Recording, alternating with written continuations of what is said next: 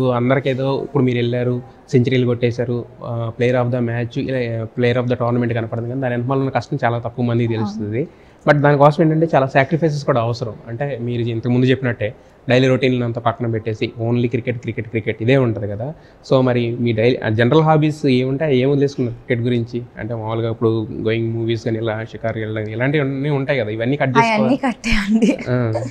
And more over నా parents కూడా వాళ్ళ నాన్న జాబ్ వదిలేసి రావటం కానీ అవన్నీ కూడా చాలా ఇంపార్టెంట్ ఉండేవి. ఇదంతా అంత ఈజీ కాదు, అందరూ వదిలేసి రాలేరు కూడా.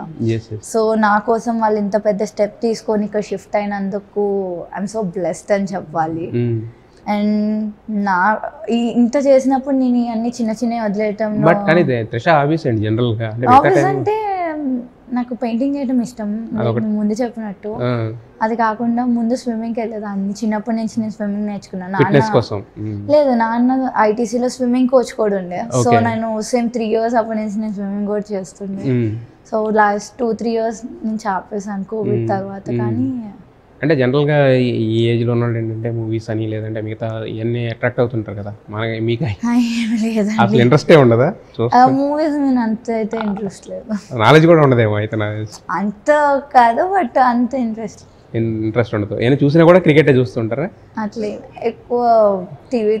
అయితే మీ గెలుపుని యాక్చువల్గా విరాట్ కోహ్లీ గెలుపుతో పోలుస్తున్నారు. అప్పుడు ఆయన 8 ఉన్న దానితో, అలాగే మీరు కప్ తోటి దిగిన దీన్నేమో రోహిత్ శర్మతో పోలుస్తున్నారు. సో అంటే కావాలని రిప్లికేట్ ఎలా చేస్తారు? నేను యాక్చువల్గా నాకు ఆ ఫోటో ఎట్లా అంటే, నేను 100 కొట్టిన వికెట్, నేను ఫైనల్ దాకా లాస్ట్ బాల్ దాకా ఉండి గెలిపించిన వికెట్. ఎందుకంటే మేము అన్ని టీమ్స్ వేరే వేరే దగ్గర ఆడొచ్చారు, కానీ మేము ఏషియా కప్ మొత్తం, వరల్డ్ కప్ మొత్తం అదే గ్రౌండ్ లో ఆడాము.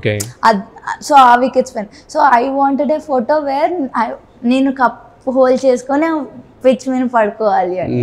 కానీ సేమ్ ఫోటో వాళ్ళందరూ రిప్లికేట్ చేసేటప్పటికి ఐ హావ్ నో వర్డ్స్. యాక్చువల్గా ముంబై ఇండియన్స్ అయితే వాళ్ళు ట్విట్టర్ నుండి అయ్యే బెటర్, కాపీ కొట్టారు.